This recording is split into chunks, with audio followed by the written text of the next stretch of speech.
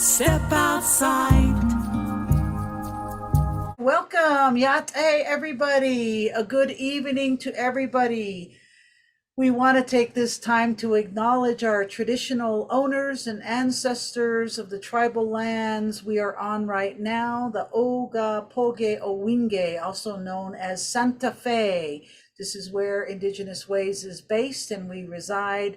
Thank you all for blessing us for being on your lands, and for all your people, your ancestors on the lands that you are all beaming in from. We want to acknowledge acknowledge all your ancestors as well, from Japan, Turtle Island, Australia, New Zealand, wherever you're beaming in from, whatever state you're beaming in from, country you're beaming in from. We all have ancestors. So thank you. This is a super special night, everybody. And I'm going to tell you why. Because we have a very special guest of honor tonight. Heart, heart, heart. This brother is heart, heart, heart. Charles Rencountre is many, many, many things, but he is a sculptor, an artist. In mediums, he works with clay, wood, stone, cement, bronze. He's also an artist who explores the newer mediums refined by the 20th and 21st century technologies. So let's welcome Charles Rencountre to our Indigenous Ways Wisdom Circle. Hey, Charles, thanks for joining us, brother. Can you tell us a little bit about yourself before we start asking you all these questions? Yes, thank you, Tosh. As you said earlier, we go back a long ways. We're dear friends. We're more like family. Over all these years of being artists in the community of Santa Fe, New Mexico, the Indian art capital of the world. I'm coming to you today from the unceded lands of the Pahasapas, the Black Hills of South Dakota. This is our homeland. This is the most sacred land there is to the Lakota people. And it's great to be here. I love my home. It's raining all the time over here. We have these great big thunderstorms. It's beautiful. I'm glad to be home right now. A place called the Institute of American Indian Art. I was going to school here in high school. It was kind of like, during the 1970s when the American Indian movement was really happening down in Pine Ridge. And I was in a class in high school, and I asked the teacher to quit calling my people savages, and he got mad at me and asked me to go out into the hallway. So I went out there, and he tried to abuse me. He tried to manhandle me, and I defended myself, and I was kicked out of school. And so that's when I first came to Santa Fe. I was to come there to the Institute of American Indian. I had to get a GED first, but I got there in 1976, and it didn't work out so well. I didn't go back until 89, and that's when I met Natasha and her family and so many other people that I still have as friends from that era, from that bunch of folks that were going through the Indian Art School.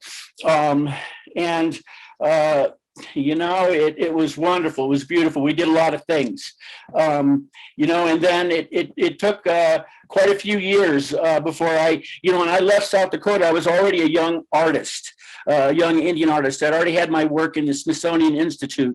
I'd already established myself, but I wanted to go to art school again. And so I went there. And, I learned a little bit, but I got really interested in moving images and theater and watching the performing artists and becoming involved in that.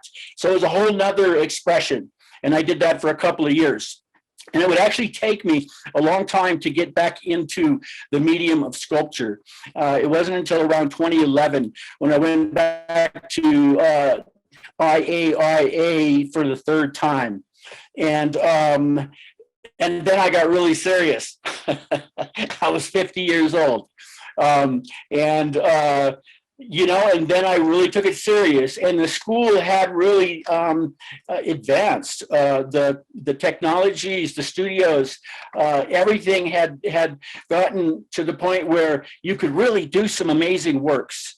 And and so as a young kid living on farms and working class, always doing that kind of stuff, I was really very taken by what the school had become, and the faculty that was still there were amazing. What they had to give, us as artists in the way of their experience and what they had learned as Master of Fine Arts faculty and their life experiences. Some of them awesome teachers had been there all the way back from the school when it was on Cerrillos Road. And so we were getting a lot of wonderful things handed to us that they had been working in their own artistic processes for their whole lives. And they were giving it to us. They were putting it out so that we could absorb that into our practice, into what we were trying to express, what we were trying to say. So coming from an era of the American Indian movement, the civil rights, all of that kind of action, a lot of us were hungry to be able to tell our story. What it was that was affecting us in our homes, whether it be alcoholism, whether it be, just being held down, suppressed, oppressed, whatever that be, we were being given the ability to tell our story. And that has been important to me my whole life. And to this very day, it's important for me to share with everyone that will see my work or that will possibly accept it in some way or recognize it, just so they can see that I'm saying what I want to say, I'm making what I want to make. There's no gallery, there's nobody telling me what I should be doing or what I should be making. There's no gatekeepers. No one's telling me how my art should be, which gives me an amazing amount of freedom and ability to express myself. So, I've come a long ways, all the way back from the beginning until now, where I'm a mature artist. I do what I want, how I want, and I am not answering to anyone unless they really have a vision that they want me to express for them. Then I'll sit and I'll wait and I'll listen and I'll try and understand what it is that they want and what they need. And it's not for a gallery, it's not for anything like that. It's a very private matter. And I will try to bring their vision to some kind of tactile, something they can put their hands on or climb on or hold or something like that. So, that's what I'm doing now. And I hope that was enough information for us to begin with, Tosh. Yeah, absolutely. That's the nuts and bolts for what the whole manifestation of creating and learning what art is, because obviously when you first showed up at IAIA, as everybody is, people are raw and just filled with passion and hunger and all this creative ancestral DNA that's come through from our ancestors, and we want to put it into art, and we want to put it into 2-dimension, into 3-dimension, into words, into plays, into films. And man, we're so blessed to have IAIA right here in Santa Fe, New Mexico, and really grateful tonight to have one of our alumni, students, faculty here tonight. Hi, Karita. Karita Coffey's with us tonight. And thank you for being with us, Karita, and everybody else. So I don't know if this applies to where we're going with this, but how has your background shaped you as an artist? And you can throw in some theater in there and stuff like that, because I know I've seen you on stage. You're amazing. Oh, thank you. It's been a while since I've done that kind of work, but my background is shaped me in the sense that, I grew up usually the only brown kid in the school. And so therefore me and my siblings always stuck out. And so we were always struck by the fact that, when we went to school the first day in this crazy new school, wherever our parents had us, they would say, now, if they ask you who you are, you tell them you're Sioux Indian and you're proud of it. And we were like, okay, we got it. And, and so they asked us and we told them. And, I think for the most part, most of those folks didn't understand what the hell we were talking about, excuse my language, what we were talking about. But we knew what we were talking about, and it meant so much to us to be able to have an identity, even if it was that simple, or even if it was that politically incorrect or whatever. We knew we were Indian, and we knew we were from the Sioux Nation.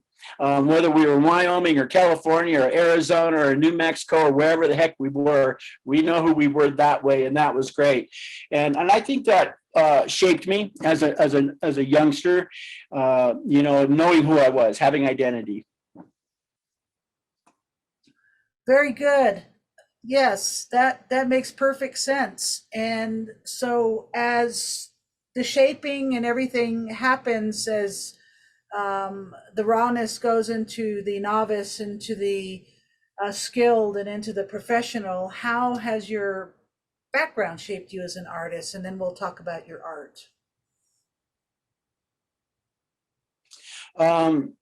Yeah, again, I think it's just,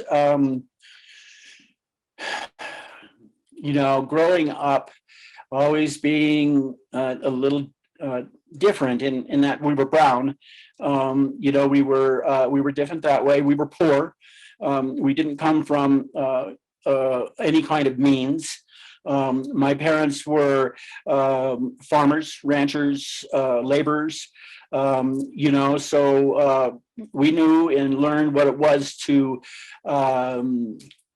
earn a living, how to have a work ethic, how to have respect, how to do those kinds of things that were important in order to make a living. So, in the beginning, it was, coming from my background, it was be a good farmer, be a good rancher, be a good construction worker, whatever it was, it usually had to do with labor and having that work ethic. And I think that was probably the most valuable thing that was given to me by my parents when I was growing up, was to have the ethic, to have the good morals, to want to be a good human being. Those kinds of things my family instilled in me, to be a good person, to be a good human being, to be a happy person, to be all those kinds of things. So Tosh, I think, that's what shaped me as a young man. And of course, there are all the other things that come with being from a poor community, and that is, the addiction, the alcoholism, the ruggedness, all of those things that kind of clash with the good morals and all of that. And so, you have to make your choices, about how it is that you're going to, what path you're going to take. You can use all the good stuff that you were taught and stay out of some of the bad avenues. And I did fairly good at that. I made my share of mistakes and I had to learn. But for the most part, I credit my family for making me, deep in my heart, a good human being, a good loving person. Yes, that I can relate. I think many of us here tonight on the show can relate to different parts of what you're talking about, and the pivotal moments that influence direction, right? And the lessons earned and learned and all that good stuff. So I think it's all beautiful. I really do. I think the hard roads are what really makes a person who they are.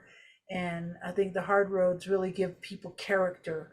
And if we can come out of it alive and talk about it, I think that we can also help a lot of people too. And I think that's what ultimately happens. So the next question I want to ask you is, does your culture play a role in your art making? And if so, how? Yes, thank you. That's a great question. And it's very important to me, very dear to me. Again, I was always brought up knowing that I was a a Sioux Indian. There was always back then the powwow wasn't what it is today. Back in the day here in the Black Hills, it was more of just a getting together and a playing and having fun and dancing and courting and all those different kinds of things. And then growing up with Native Americans in my community here in South Dakota, we really just called each other Indian. We didn't really understand the whole idea that we didn't know we had different tribes. Heck, we thought we're all Sioux Indian or something, I don't know. And so many of them weren't. And so we were just skins, or we were just Indians or whatever.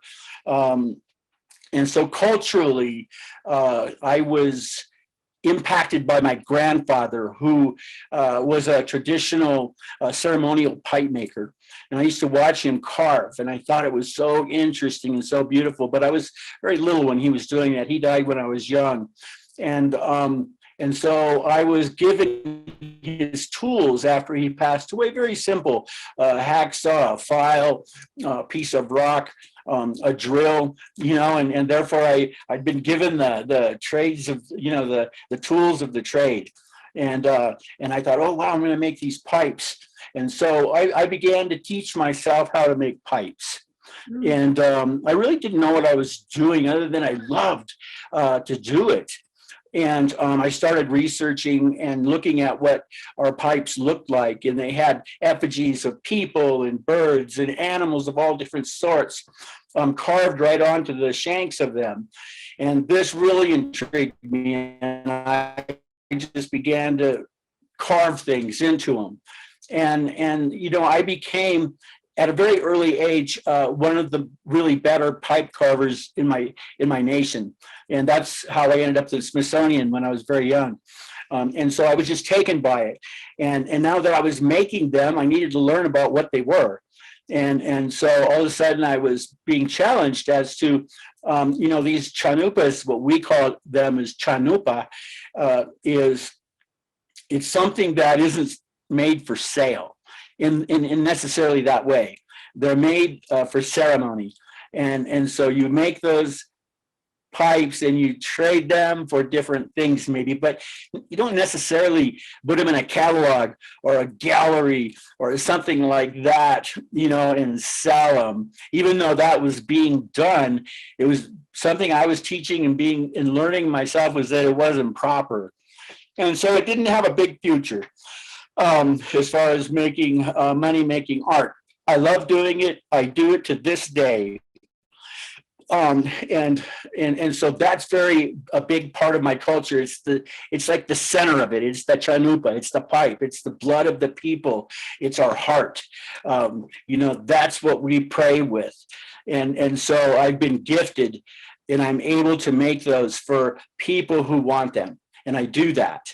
And other than that, my culture impacts me in the sense that a lot of those little effigies that are on those pipes, I turn now into great big giant sculptures, 8 and 10 feet tall. I take those little tiny figures and I want to make them huge and big, because it's important to me that my people, the Lakotas, remember that they have a very big heritage of sculpture in them.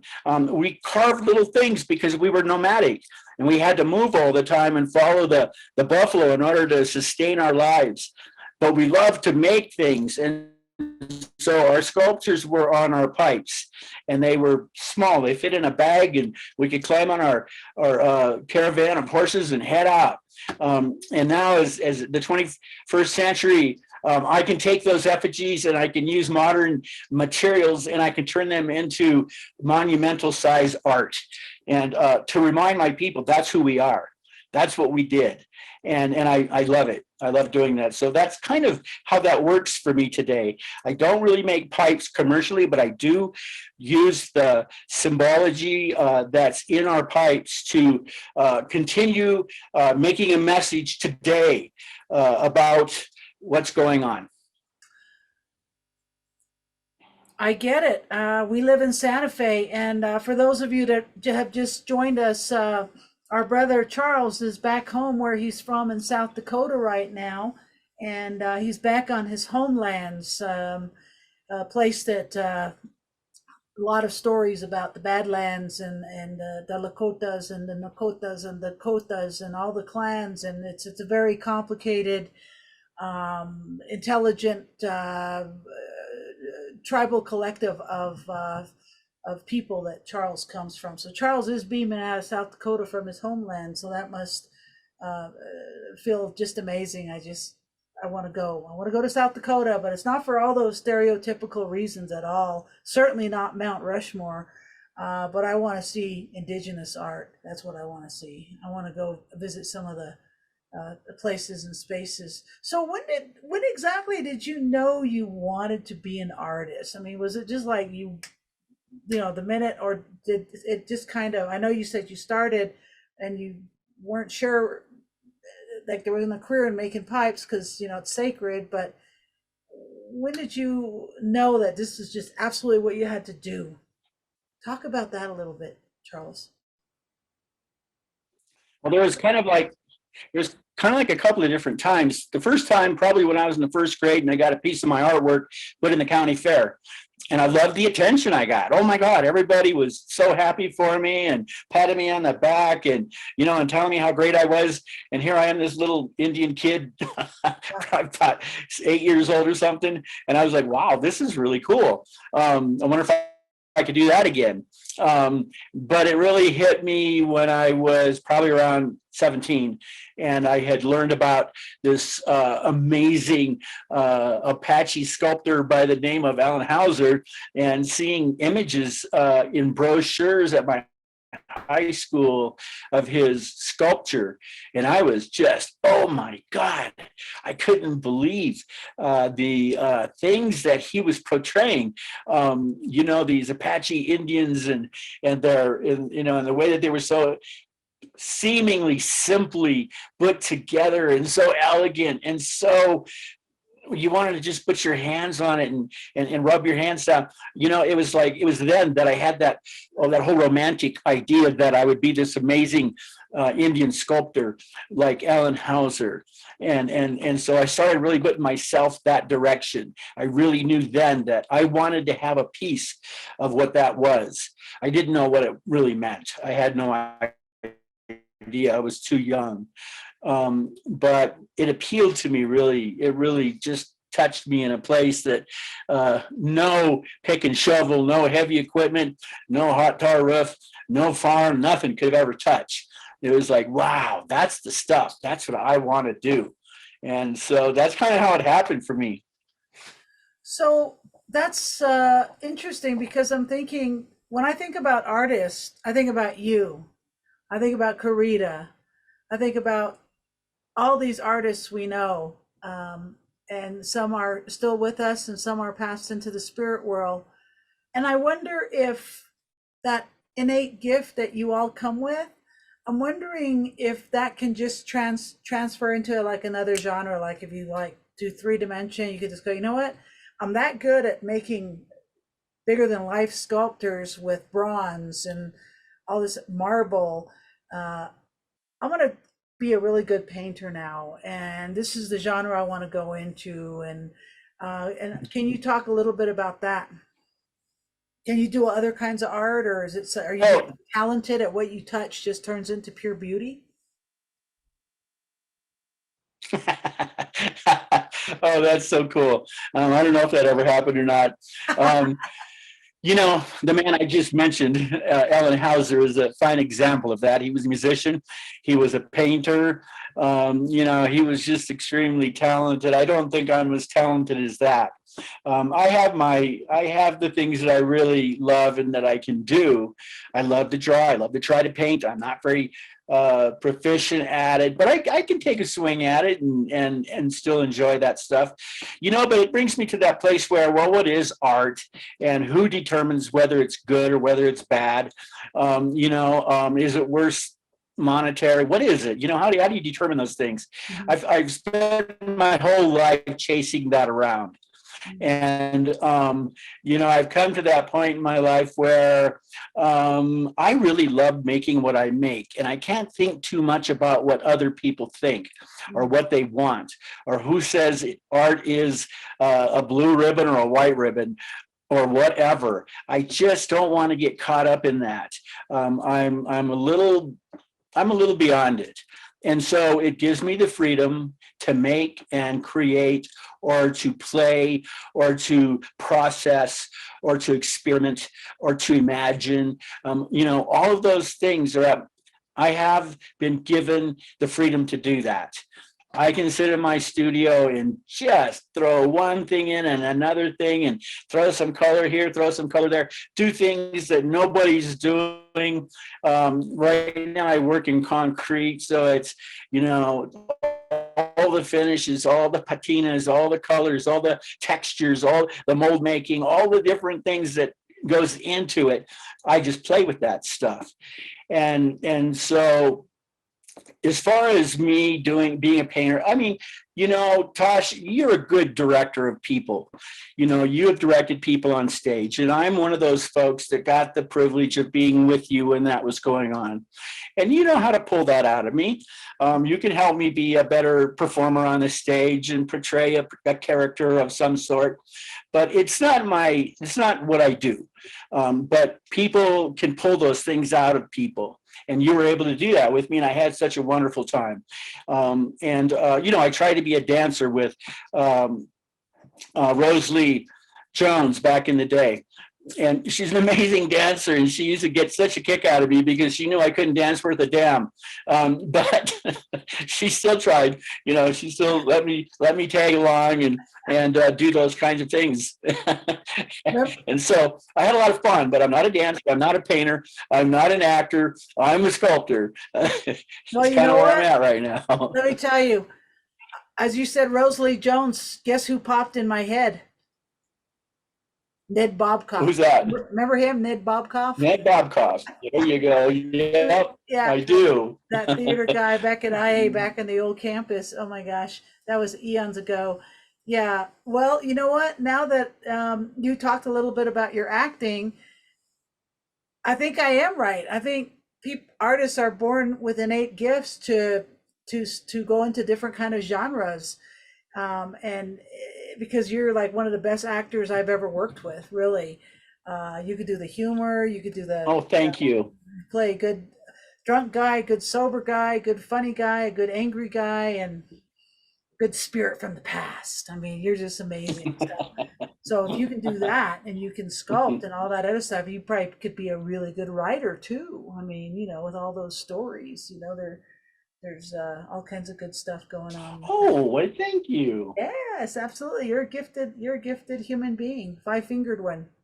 So the next thing I wanted to ask you about is, do you have a preferred material that you like to work with your three-dimensional sculpting? Like, if you could get all the money in the world to make something, what would be your choice of what to work with?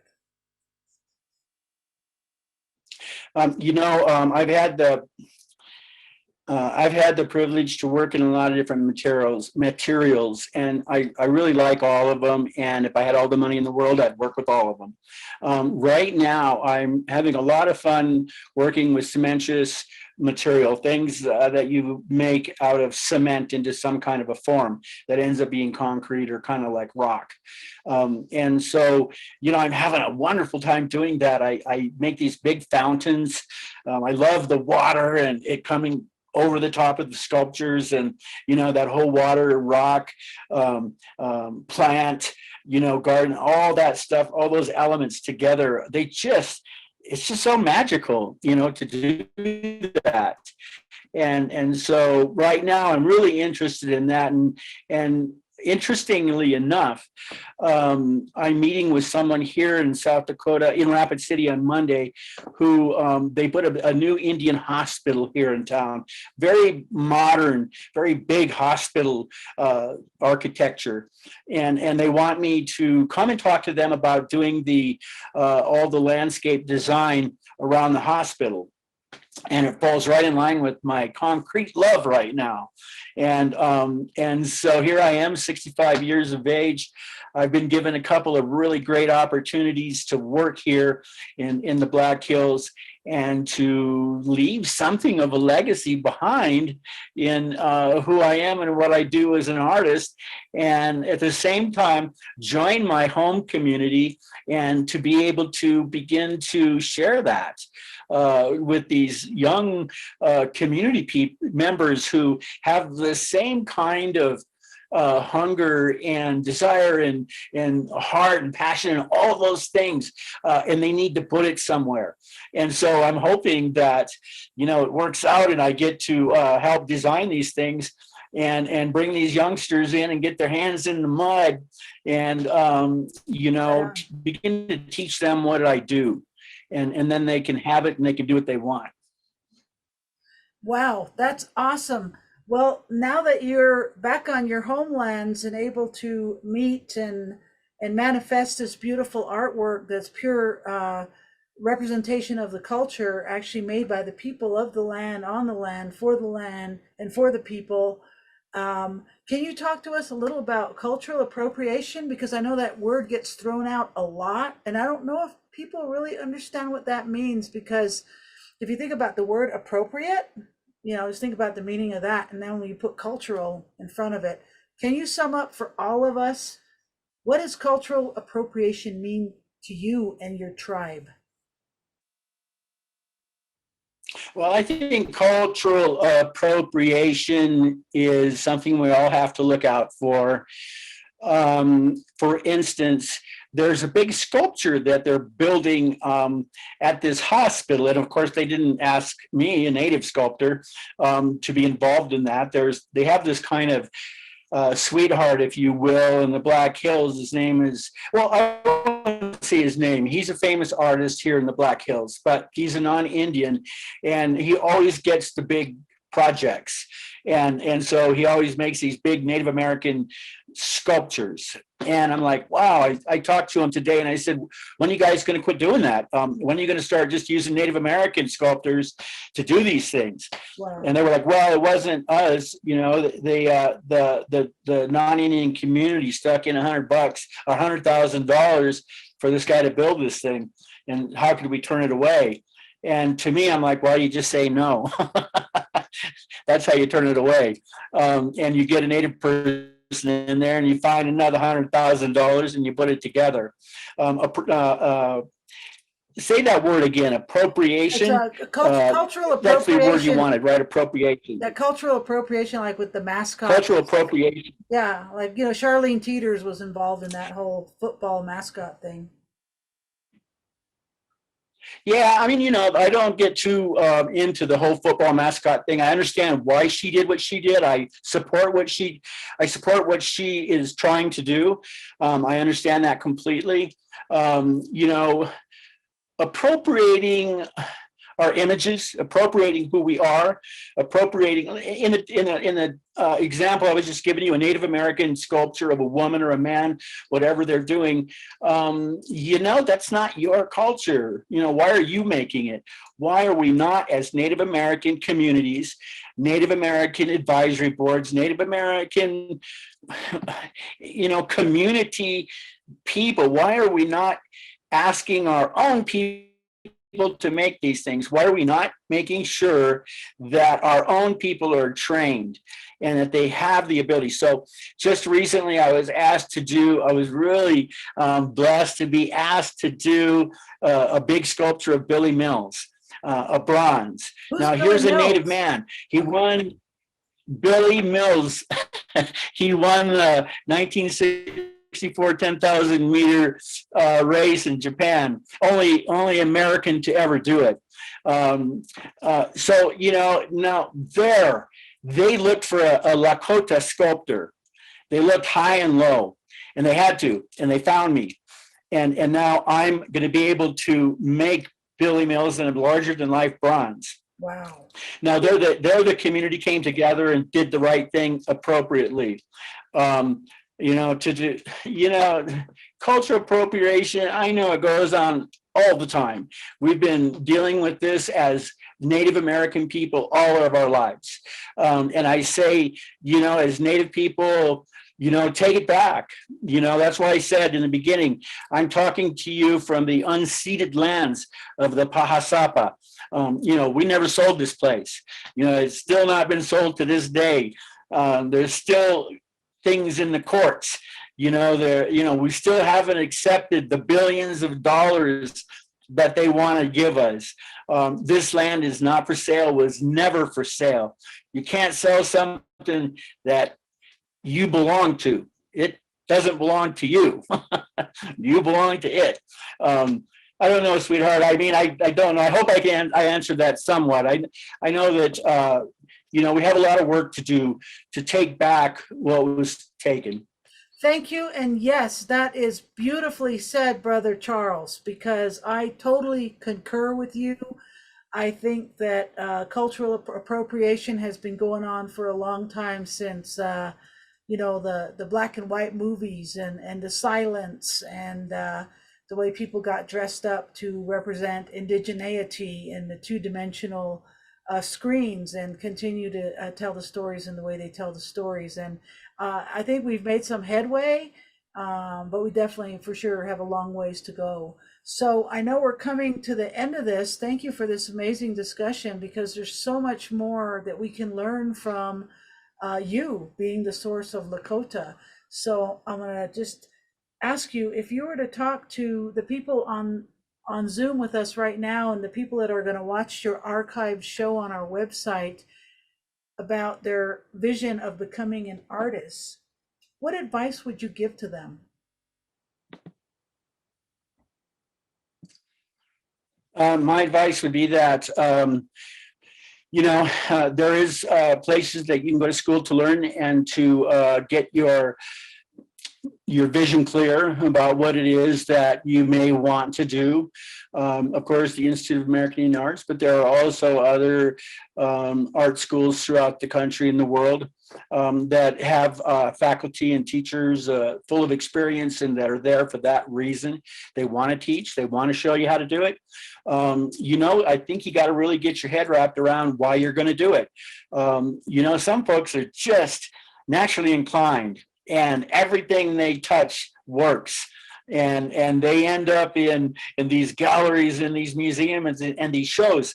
That's not everyone. Some of us have to actually work at it and have to really, toil at it and every day keep doing it, whether people are throwing money at us or not, or throwing recognition at us or not. Some of us, we just have to do it because that's who we are. And so, I'm 65, I'm an elder now, and I've been making this art for at least 50 of those or 55 of those years.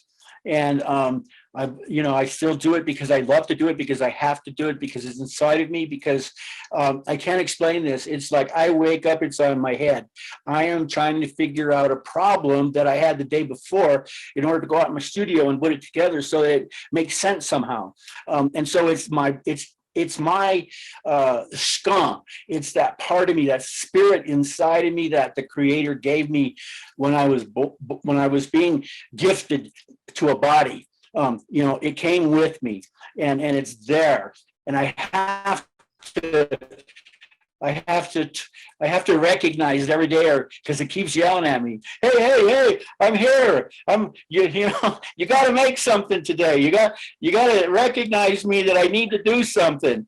And I go, oh, okay, we'll do it. Thank you. And so, some of us have it, and we have to do it. And it don't matter whether a gallery or a museum or somebody likes it or not. This is something we have to do, and we just keep doing it. So for the beginners, enjoy it, love it, feel it, do everything with it. It's going to be with you for a long time if that's how it came to you, because it's who you are.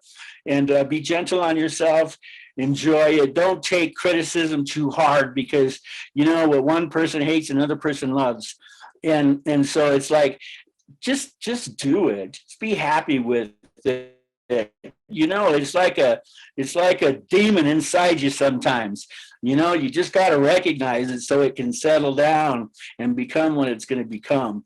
And sometimes it's just like a lover. You know, it just wants you to love it and to feel it and to be happy with it. And so kind of that's my answer. Don't get too serious. Go to school if you can. Take advice from other artists.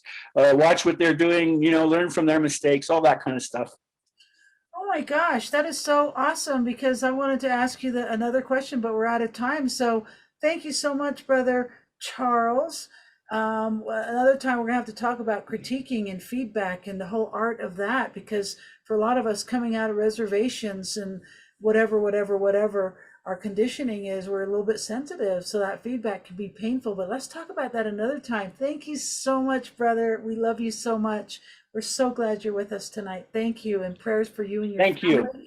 I'm going to pass it over to our beautiful Elena. Woohoo! Right on. Hey, Charles, thanks so much for blessing us in the Wisdom Circle.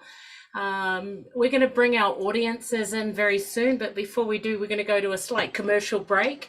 So for all of you, we'd love you to save this date, which is Wednesday, the 28th of July, the last Wednesday of the month.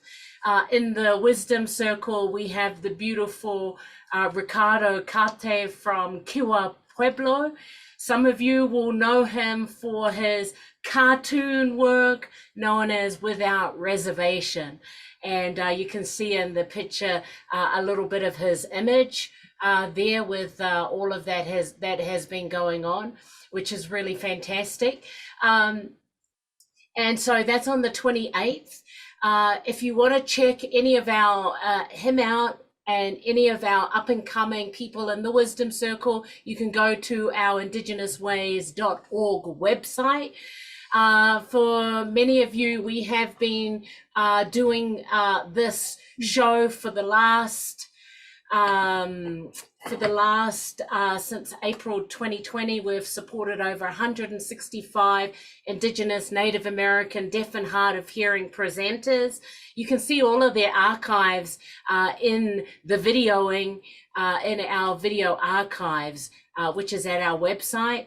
And also Charles Rencountre's video will be there in the next couple of days if you want to share that with some peeps.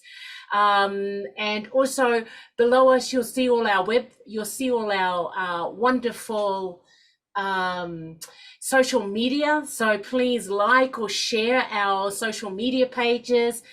You know, all of these shows that we have are possible simply because of the incredible, what we have is our wonderful sponsors, including the National Endowment of the Arts, the City of Santa Fe Arts and Cultural Department, New Mexico Humanities Council, and also the National Endowment of Humanities, supporting, making this happen, bringing these incredible virtual Wisdom Circle to you. We also want to thank our Indigenous Ways board and also individual donors who have made this happen, especially to our ASL interpreters, as all of these virtual events since back then have been free and access available for all. So what else has been going on is some of you will know that we've also had our what is known as our Indigenous Ways Festival, some really amazing things that have been happening in there. We had in May and June. You guys, great to see you. Hey, I'm just going to do a quick taste of a video too. It's a minute. This is from our June festive season of what we've been doing.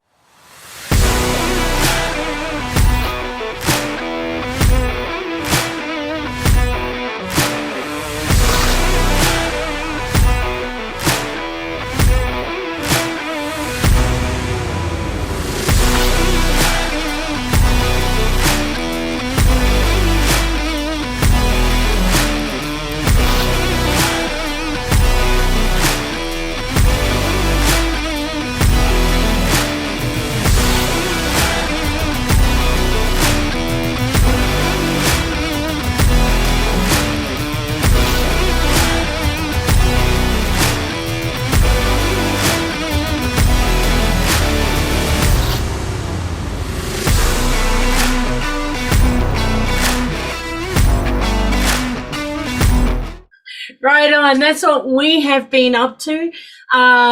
We hope that you can join us in July the 20th. Have that date down.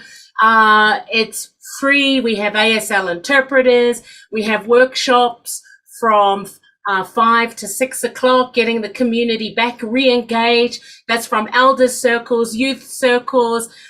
Charles is also going to be there doing a wonderful workshop. We have incredible presenters from 6 to 8, and this is all mountain time. If you're not in Santa Fe, this is also going out hybrid, thanks to Destiny, Najoni, who are also here making that happen, simply because we have garnished a phenomenal following since doing this 2020. So we want you to be involved. We will also have August and September. So come to Santa Fe or register online. Again, it's IndigenousWays.org. And lastly, if you're able to donate, here are our links, whether that's PayPal, Venmo. You can go to our website to the donate page. There's also the beautiful snail mail.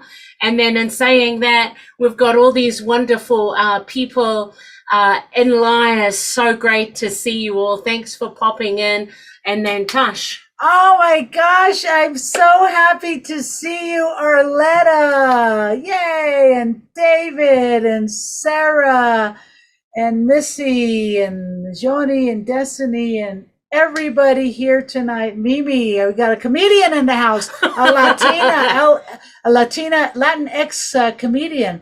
Let's go ahead and open it up to you all and see what you all want to say. Our brother Charles, what do you want to say to Charles in South Dakota? You can do sign language. We got interpreters. Oh, I'm not, but I will. That would be cultural inappropriation. I wouldn't do it right, and I would feel bad about it. I just want to say thank you so much for existing, Indigenous Ways, and for creating this kind of programming, and for elevating and bringing visibility to Indigenous voices and artists, and the incredible amount of healing that comes from that. I'm just so in awe of the two of you and the work that you do. And that video that you just played, I watched it the other day about your festival. I can't wait to come be at your festivals. I mean, Yes! you're really, you are doing it. You're doing it.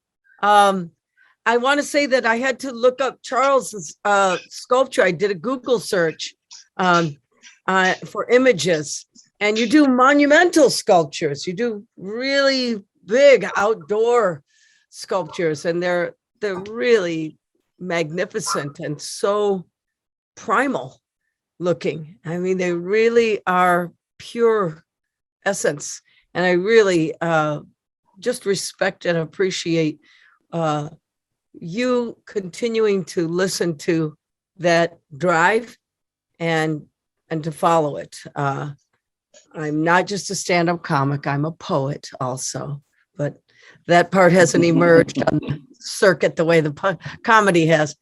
I have a question for the three of you, because you did bring up toward the end of this presentation a cultural appropriation.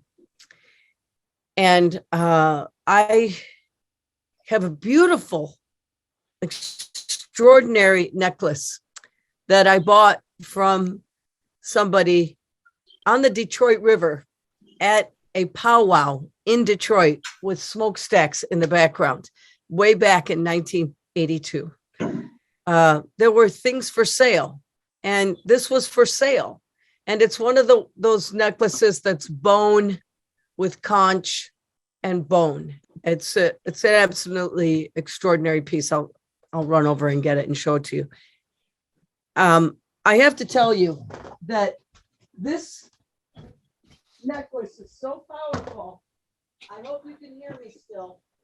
I hope you can hear me, because I know it's not very good video to have that, to just have the sound of somebody on a Zoom call. This necklace is extraordinary. It is metal, it is bead, it is bone, and it is the abalone shell. I never wear this necklace. I want to, You should. but I never wear this necklace should. because I am not traditional Indigenous native. This was for sale from somebody. And I feel like an imposter when I wear this beautiful necklace that means very specifically Indigenous to Turtle Island people. And I don't know what to do. It's showing up in my poetry. I feel like I want to be so honorable about this extraordinary piece of jewelry. I want to know the right way to approach this because I really respect it. And I don't want to feel like I'm abusing or tagging or getting credibility or extra credit from having this beautiful piece. Go for it, Charles.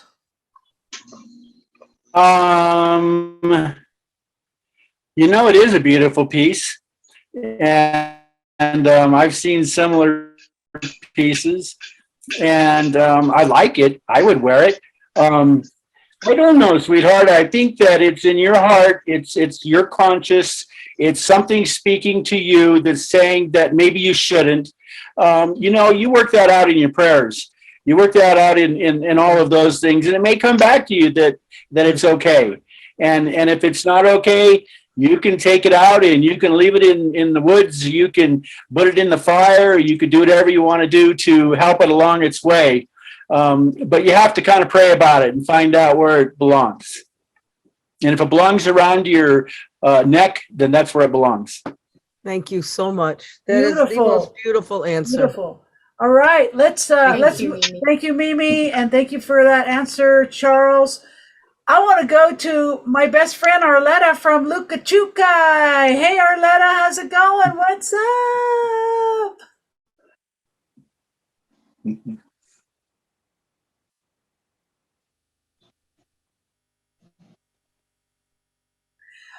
Arletta's saying, I remember Tosh when she was a young girl. I was a sculptor. I did different fixtures and symbologies of birds and animals and winged ones. And I also am an artist, and I am actually a sculptor too, Chuck. Those are Arletta's words to you, Brother Charles. Thank you, Arletta. We want to see some more of your work, Arletta. So let's talk about that at another time. I want to take it to our brother David McNicholas. Great to see you, David. Great to be here. Thanks for the invite, and great to hear you, Charles.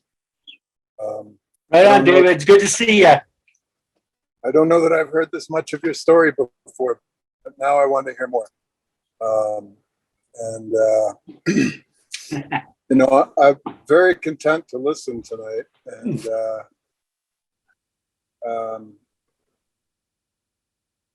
I think that your words about art and about artists and putting in work, I think that those rang true for me because I'm finding very much that I do my work whether I feel like it's good or not.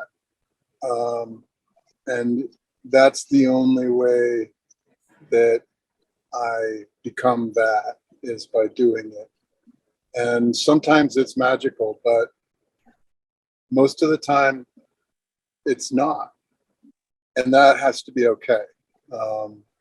And part of the magic, I think, comes in the accumulation of years of doing that. And part of that is something that I can't know from where I am today. So I really appreciate you talking about your art and about putting in work, and I'll pass the mic. Thank you. Right Awesome. on, Thank you, David. David. Thank you I so want much. to do a quick plug Thanks, David. for Mom and Harry. Hi, we love you. And Aunt Emma is here tonight as well. Hi, Aunt Emma. Yate from Fort Defiance. We all know you, Emma. We all know you, Mom and Harry, and we all know all of you. But I know we're at the top of the hour, so I'm going to pass it over to Elena. You know, thank you for that. Charles, thank you so much. David, thank you for those words as well. I want to give a plug to, you know, these festivals that we're doing. I love it. No one knows what we're doing, which makes it even more fun. But I want to give a plug for David, his team, because he's popping up these festivals. We pop Building up stages. all these Stages. tents as well, but David's crew is on the stage trying to figure out how to put them together. It's just really, really amazing. So Mimi, we're looking forward to you coming here. We've also got Seiko, who's on the East Coast. She's going to be joining us and helping us out there. Sarah's been here. We're really excited. Thank you, Sarah. Because Oleta and also Emma are going to be coming off the res to join us in August, pre-Indian market. So it's the third Wednesday of each month. So we're actually very, very excited. What about our board president, Missy? We've also got Destiny, who's here, as I said earlier, that's been on the hybrid or making it live broadcast. Our board, it actually takes a village to put this on, but what it was about was essentially how do we reemerge as a community together? And there's no better way than the arts. And as Charles was speaking about this incredible gift that he's been given and that he's utilizing through his hands, the commissions that he's been blessed to have to leave this world a better place with these monumental pieces that just comes through him, through his ancestors, that we get to enjoy. So, Charles, I want to thank you for that, really being able to step up. I also want to acknowledge your relatives that have come in on live on the Zoom as well. So thank you for blessing us in the circle.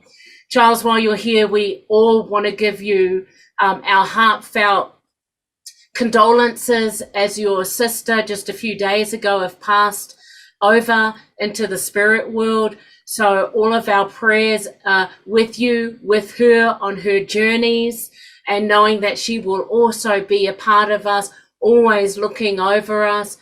So I appreciate, we didn't never know what's going to happen, but appreciate one, that you were able to beam in and be with us live, and incredibly being on Pine Ridge Reservation. The reception has been really fantastic. It is that season of sun dancing, so all the sun dancers holding the prayers and ceremony, blessing each and every one of us on this planet, Mother Earth. It is that time here. But in saying that, I've had a nice spiel. This would not be possible without any of you. So thank you for giving us generously your time. But more importantly, let's give it up to the beautiful Charles Rencountre for sharing in this circle tonight. Hey, Wopila.